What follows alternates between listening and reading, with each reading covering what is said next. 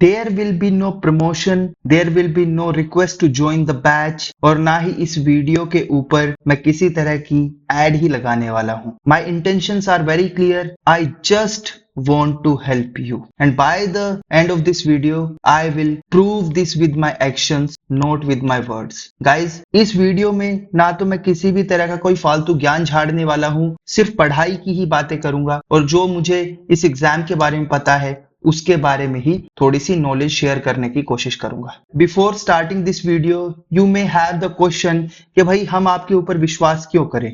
Well, for past 6 years and so, I have been training defense aspirants जो भी CDS, CAPF, NDA and AFCAT के लिए prepare कर रहे हैं। इसके अलावा मैंने अपनी लाइफ में 24 डिफरेंट एग्जाम्स क्वालिफाई किए हैं। आप में से जितने भी लोग इस वीडियो को देख रहे होंगे ना, उतनी आपकी एज भी नहीं होगी जितने मैंने एग्जाम क्वालिफाई किए हैं। एनसीसी में दिया जाने वाला हाईएस्ट अवार्ड जिसको रक्षा मंत्री पदक कहते हैं, साल 2019-20 के लिए मुझे ही उससे सम्मानित किया गया था।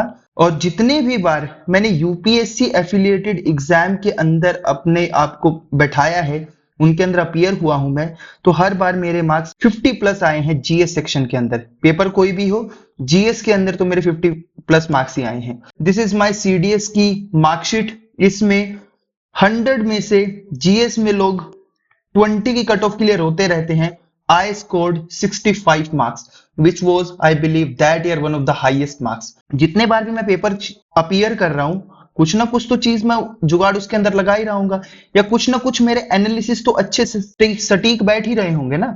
तो वो मैं आज इस वीडियो में आपको सिखाने वाला हूं, क्योंकि लोगों को लगता है everything under the sky is related to UPSC. Well, that is not true. You have to understand, आपको nearly 75% चीजें स्किप करनी है, उनको पढ़ना ही नहीं है, और 25% को शॉर्टलिस्ट करके अच्छे से पढ़ना है। तो मैं आज आपको एक डायरेक्शन देने वाला हूं which you can use for your CAPF preparation. जो मैं यहाँ पे बात करने वाला हूं प्रिपरेशन की, CAPF पेपर 2 में भी और 1 में भी, दोनों में वो आपकी हेल्प कर देगा। पेपर 1 जहां ऑब्जेक्टिव बेस्ड पेपर होता है एंड पेपर 2 जो है वो डिस्क्रिप्शन बेस्ड पेपर होता है। तो in both the areas this video is going to help you. मैं आपको एक लिस्ट शेयर करने वाला हूं टॉपिक्स की जो आपको एग्जाम में हेल्प कर लेगी गाइस, आपके लिए एक डायरेक्शन डिसाइड कर देगी। वेल, ये कुछ वो टॉपिक्स हैं जो कि मोस्ट इंपॉर्टेंट है और इनको आपको स्किप नहीं करना है, क्योंकि जब आप लक्ष्मीकांत लेके बैठोगे, हर आदमी बोल रहा है लक्ष्मीकांत पढ़ो, लक्ष्मीकांत पढ़ो, बट लक्ष्मीकांत में पढ़े क्या, क्योंकि 1200 पेज की बुक है वो, या उससे ज्यादा की। हर चीज तो आपको नहीं पढ़नी, और मैं रियलिटी बताता हूं, रियलिटी में तो आपको सिर्फ 100 पेज का ही मटेरियल आपको पढ़ना है और उसको याद करके रखना है। 1200 में से सिर्फ 100 पेज, बाकी जो 1100 पेज है वो हमारे काम के नहीं है। तो ये याद रख लेना कि लक्ष्मीकांत में से कौन कौन से टॉपिक हैं। दिस इज द लिस्ट, जो कि फंडामेंटल एलिमेंट्स क्या है भाई, preamble, fundamental rights, DPSP, fundamental duties, schedules and sources of constitution, और इंपॉर्टेंट पार्ट्स ऑफ कॉन्स्टिट्यूशन। जो पार्लियामेंट्री कमिटीज हैं, डिस्क्वालिफिकेशन है भाई एमपी का कैसे होता है, आर्टिकल 102 के सब क्लोज 1 में और सब क्लोज 2 में। इसके अलावा यूनियन एग्जीक्यूटिव को आपको डेप्थ में पढ़ना है। पार्लियामेंट की जो पावर्स होती हैं, पार्लियामेंट के ऑफिस होते हैं, किस तरह का मोशन वहां पे होता है, पार्लियामेंट्री कमिटीज क्या क्या करती हैं, उनके बारे में भी आपको पढ़ना है। वेल, यूनियन जुडिशरी में और स्टेट जुडिशरी में आपको अपनी नॉलेज को डेप्थ में एक्वायर करने की नीड है, क्योंकि यहां से काफी ज्यादा क्वेश्चन आते हैं। और मैंने ये भी देखा है कि CAPF के अंदर तो डिस्ट्रिक्ट कोर्ट से और जो न्याय पंचायत होती हैं वहां से भी क्वेश्चन पूछे जाते हैं। वेल, NHRC एक इंपॉर्टेंट टॉपिक है, काफी लंबे टाइम से न्यूज में रहा है, इससे काफी क्वेश्चन पूछे जाते हैं, तो ये आपको करना है। Well, this is the list and by the end of this video I will tell you कि आपको क्या और करने की जरूरत है। तो ये लिस्ट है आपके सामने। ऐसी इन्वायरमेंट इकोलॉजी से यहां से काफी ज्यादा कंसेप्ट आते हैं। कन्वेंशन एंड एग्रीमेंट्स आपसे पूछे जाते हैं, आपसे पूछेगा UNEP क्या है, रामसार कन्वेंशन क्या है, UNCBD क्या है, UNCCD क्या है, इनके अंदर क्या होता है, बेसाल कन्वेंशन किस चीज से रिलेटेड है। तो ये सारी चीजें आपसे पूछेगा। लेकिन सारी की सारी अगर कन्वेंशन को डेप्थ में पढ़ने बैठोगे तो एक कन्वेंशन को ही ढंग से पढ़ने में आपके 4 दिन चले जाएंगे। कितना पढ़ना है, कितना छोड़ना है, वो भी मैं बताऊंगा। इसके अलावा जो इकोलॉजिकल कंसेप्ट है, इन्वायरमेंट इन इकोलॉजी का जो बेसिक कंसेप्ट है कि बायोडिग्रेडेबल और नॉन बायोडिग्रेडेबल वेस्ट क्या होता है, बायोटिक एबायोटिक कंपोनेंट्स कौन से होते हैं, फूड चेन, फूड वेब, या फिर ओजोन डिप्लेशन कैसे होता है, बाय डिफरेंट तरह की pollutant gases, ozone depleting gases कौन सी है, तो वो सारी चीजें भी आपको यहाँ पे पढ़नी है। फिर आता है एंशिएंट हिस्ट्री, जिसको लेकर सब लोग परेशान रहते हैं। वेल, एंशिएंट हिस्ट्री में आपको सब कुछ पढ़ने की नीड नहीं है। इंडस वैली सिविलाइजेशन पढ़ लो, बुद्धिज्म जैनिज्म पढ़ लो, और ये जो टॉपिक्स है ये बस आपको पढ़ने की जरूरत है, फालतू में टाइम मत वेस्ट करना। रही बात मेडिवल हिस्ट्री की, तो मेडिवल हिस्ट्री में भी अगर इन टॉपिक्स को आप अच्छे से कवर कर लेते हो, I assure you will be able to do wonders in your examination. इनको करना है बस आपको अच्छे से। फिर आते हैं मॉडर्न इंडियन हिस्ट्री का सेक्शन। मॉडर्न इंडियन हिस्ट्री में दीज आर द टॉपिक्स जहां पे आपको अच्छे से करने की जरूरत है। सबसे पहले एजुकेशन के बारे में ज्यादा फोकस करता है वो, साथ ही साथ में जो इंडिपेंडेंस का स्ट्रगल है इंडियन नेशनल कांग्रेस से शुरू होके या उससे पहले भी जो सोशो कल्चरल मूवमेंट होते हैं, और उसके साथ साथ जो रेवोल्यूशन रिवोल्ट और मूवमेंट होते हैं 1857 से पहले, वहां से शुरू होने के 1947 तक जो भी मूवमेंट होते हैं सारे के सारे इंपॉर्टेंट है भाई। एक बार इसको रीड करना जरूरी है। वैसे तो मैंने लिस्ट बना दी है पूरे की पूरी, आपको एक चेकलिस्ट रहेगी, इस लिस्ट को आप प्रिंट करा के और इसके सामने जब किसी टॉपिक को कवर कर लेते हो तो आगे ऐसे कट लगा देना, ताकि आपको एक आइडिया रहे कि कितने टॉपिक आपने कवर कर लिए हैं। सिविल डिसोबीडियंस मूवमेंट इंपॉर्टेंट है, उसके अंदर क्या क्या आता है, गवर्नमेंट ऑफ इंडिया एक्ट 1935 कैसे इंपॉर्टेंट है ना, अगस्त ऑफर, इंडिविजुअल सत्याग्रह क्या है, इनके फीचर्स क्या क्या थे, कौन लीडर इससे एसोसिएटेड था, वो सारे आपको देखने हैं। फिजिक्स में ये सारे इंपॉर्टेंट हैं टॉपिक्स।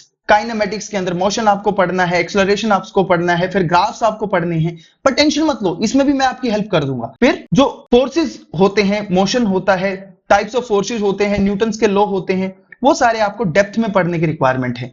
एनर्जी का conversion, energy two different type की है, वो एग्जाम के लिए इंपॉर्टेंट है। प्रॉपर्टीज ऑफ मैटर आपसे काफी ज्यादा पूछी जाती है। जो फ्लूइड मैकेनिक्स वाला सिस्टम है, फ्लूइड मैकेनिक्स से यहां से क्वेश्चन बनते हैं और डेप्थ में बनते हैं, ऐसा नहीं है कि ऊपरी तौर पे कोई पूछ लेगा। वेव से आपकी जो वेव की कैरेक्टरिस्टिक होती है, यूवी वेव, यूवी रेज में, अल्ट्रावायलेट में, फिर इंफ्रारेड में, ये पूछ सकता है कि भाई किसकी वेवलेंथ ज्यादा है और किसकी फ्रीक्वेंसी ज्यादा है, उसके हिसाब से असेंडिंग और डिसेंडिंग ऑर्डर में लगाओ, तो वहां से, या किसका यूसेज क्या है, तो वो आपसे पूछा जा सकता है। फिर आपसे मैग्नेटिज्म से और ऑप्टिक्स से डेप्थ में पूछा जा सकता है, और सबसे लास्ट में जो एनर्जी के सोर्सेज है वहां से भी आपको क्वेश्चंस पूछे जा सकते हैं। तो ये सारे टॉपिक्स इंपॉर्टेंट है। इसके लास्ट में आता है जी मैथमेटिक्स।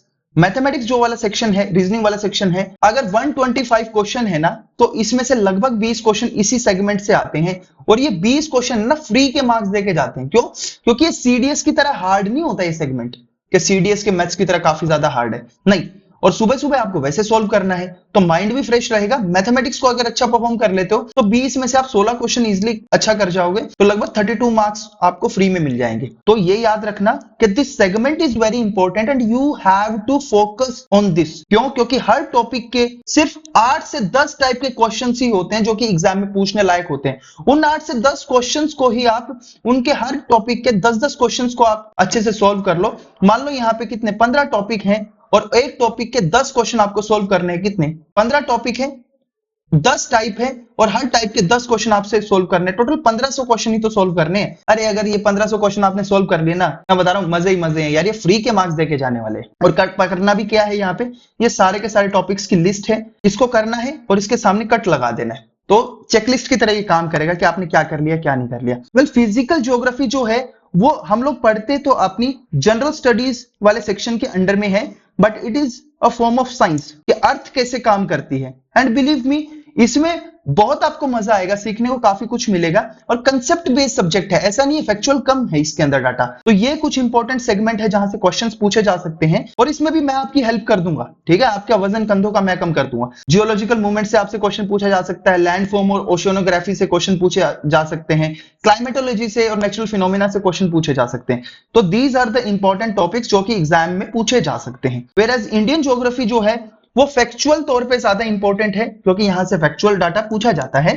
इसमें फ्रंटियर जो इंडिया के होते हैं, या इंडिया का जो ज्योग्राफिकल एक्सटेंट होता है, इंडिया के अंदर क्या क्या फीचर्स हैं, क्या क्या उसकी प्रॉपर्टीज हैं, उसके बारे में पूछा जा सकता है। इंडिया के अंदर इंपॉर्टेंट पासिस कौन से हैं, बाउंड्री लाइंस कौन सी हैं, ट्रॉपिक ऑफ कैंसर के फीचर्स, कौन से स्टेट से ट्रॉपिक ऑफ कैंसर और स्टैंडर्ड टाइम मेरिडियन क्रॉस करती है, कहां पे जाके ये इंटरसेक्ट करती है, सारी चीज आपको पता होनी चाहिए। ये जो है वो एग्जाम के लिए इंपॉर्टेंट है। Well, this is the list जो कि आपको कंप्लीट करनी है। अगर आपको इस इस लिस्ट को डेप्थ में कर लेते हो ना यार, टेंशन लेने की जरूरत ही नहीं। फिर आता है इकोनॉमिक्स। इस बार का सीडीएस का पेपर देख के ना यू मे बी वंडरिंग के भाई इकोनॉमिक्स के तो क्वेश्चन ज्यादा आ गए तो क्या करें। तो these are the important topics जो आपके एग्जाम के लिए ना काफी ज्यादा इंपॉर्टेंट है। बस इतना कर लोगे ना यार, इससे बाहर से मुझे नहीं लगता कि देयर विल बी एनीथिंग जो कि आपसे पूछा जा सकता है। टेंशन लेने की जरूरत नहीं है, मजे ही मजे हैं भाई, इतना कर लो और आगे बढ़ो। ये सारे टॉपिक्स हैं, ठीक है। और ये टॉपिक्स वो हैं जो कि 1 लाइनर है, 2 लाइनर है, इसमें है ना समझने का काम ज्यादा है, टेंशन लेने की जरूरत नहीं है इतनी ज्यादा, थोड़ा ये छोटा ही है। फिर आता है biology. Biology is an important section. यहां से सेल वाला चैप्टर इंपॉर्टेंट है। बायोलॉजी के लिए you have to consult NCERT 9th-10th की बुक, वेयर एज कुछ जो सेलेक्टिव टॉपिक्स है जो कि 11th एंड 12th वाले सेगमेंट से आते हैं, वहां से भी आपको पढ़ने हैं। बट इसमें भी मैं आपकी हेल्प कर दूंगा कि 11th 12th जो भी टॉपिक्स है ना, उसमें मैं आपकी हेल्प कर दूंगा कि कहां से और कैसे पढ़ने हैं, ठीक है। वो मेरे ऊपर छोड़ दो। तो this is the list and this is the list you have to follow in your preparation. फिर आता है केमिस्ट्री का सेक्शन।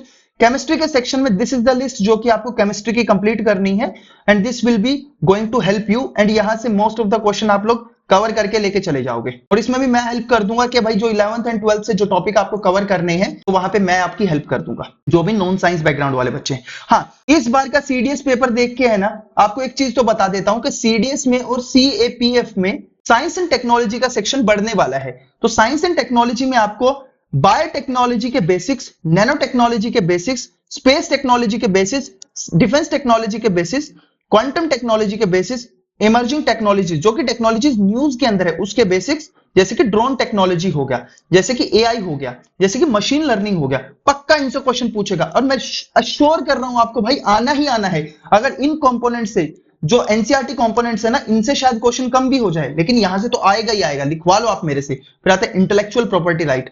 तो इसके ऊपर भी आप मेरे ऊपर जिम्मेदारी छोड़ दो, यहां से भी मैं ही आपकी हेल्प कर दूंगा।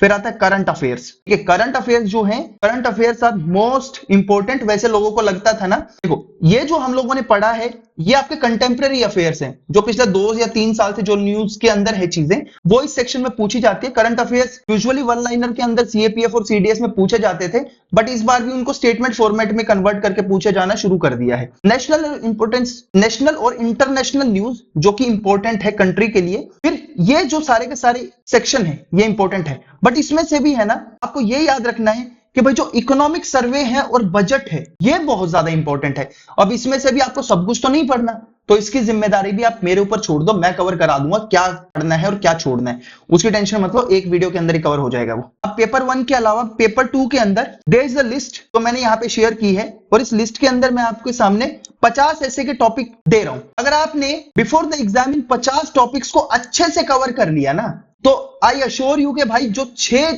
टॉपिक्स में से आपको कोई 4 लिखने हैं ना, आपके यहां से कवर हो जाएंगे। लाइफ में टेंशन लेने की जरूरत नहीं है, आपका पेपर 2 कवर, ठीक है, बिल्कुल ही इससे बाहर नहीं आएगा, बट इसको आपको डेप्थ में अच्छे से करने की जरूरत है। और इसके लिए भी मैं एक चीज कर दूंगा, जो नोट्स हैं जिसमें आपको कुछ एनेक्डोट्स मिल जाएंगी, कुछ शॉर्ट स्टोरीज मिल जाएंगी, कुछ फैक्ट मिल जाएगा जो कि आप अपने एसेज में यूज कर सकते हैं। I will share in the Telegram group, वहां पे मैं शेयर कर दूंगा, टेंशन मत लो, वहां से जाके इसको यूज कर लेना। फिर आर्ग्यूमेंट में भी मैंने 100 टॉपिक्स यहां पे शेयर कर सके हैं, ये मोर देन सफिशिएंट है जो आपके एग्जाम में आर्ग्यूमेंट आ सकते हैं।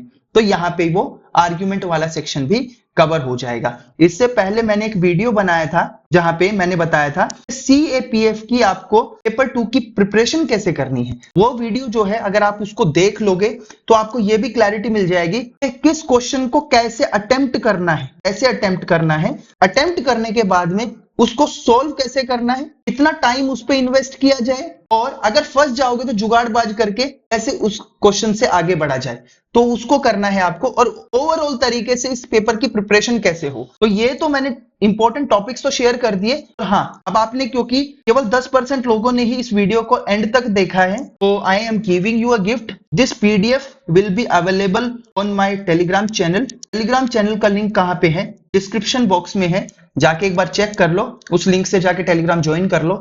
बाकी सारा कंटेंट जो भी मैंने आपको प्रॉमिस किया है वहीं पे I will be sharing with you. मिलते हैं नेक्स्ट वीडियो के अंदर, तब तक के लिए जय हिंद,